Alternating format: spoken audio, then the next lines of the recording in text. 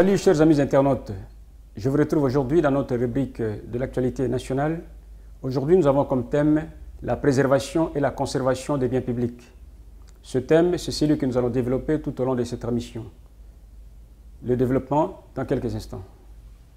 La préservation et la conservation des patrimoines publics constituent un thème d'importance capitale, car beaucoup de gens jusqu'à ce jour ne contribuent pas à la maintenance de biens communs.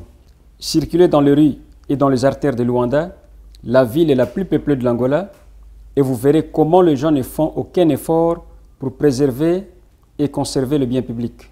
Des infrastructures très mal conservées, partout il y a des vendeurs à la sauvette, des immondices jetés à même le sol, voire sur le chemin de fer. Mécontents de ces actions indignes, des citoyens honnêtes cherchent à savoir ce qui se passe au juste et se demandent où est la moralité.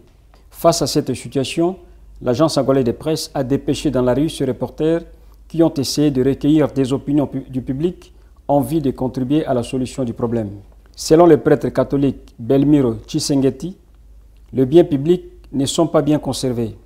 Même les entreprises spécialisées dans la collecte des ordures ménagères ne savent pas maintenir propre le lieu public, a-t-il souligné.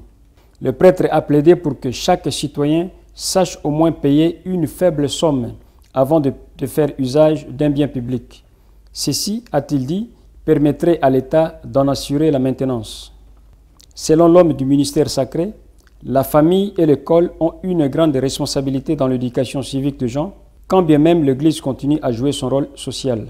Le prêtre a souligné que l'Église cherchait à éduquer les gens en leur assurant une éducation au bénéfice de biens communs. Cependant, a-t-il poursuivi, le problème c'est que le temps que les jeunes passent à l'église est court, comparativement au temps qu'ils passent à l'école et au sein de la famille. Ce qu'il faut faire, c'est de consolider l'éducation au sein de la famille et à l'école, a ajouté le prêtre. Pour sa part, le porte-parole de la commission administrative de la ville de Luanda, Mario Silva, a fait savoir qu'il y avait des programmes de sensibilisation de la population à ce sujet.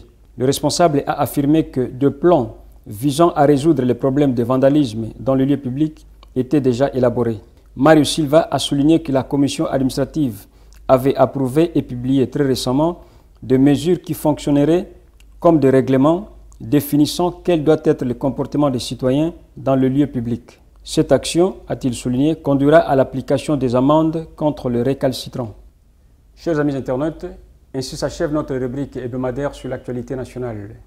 Cette semaine, la préservation et la conservation des biens publics ont été au menu de l'actualité nationale.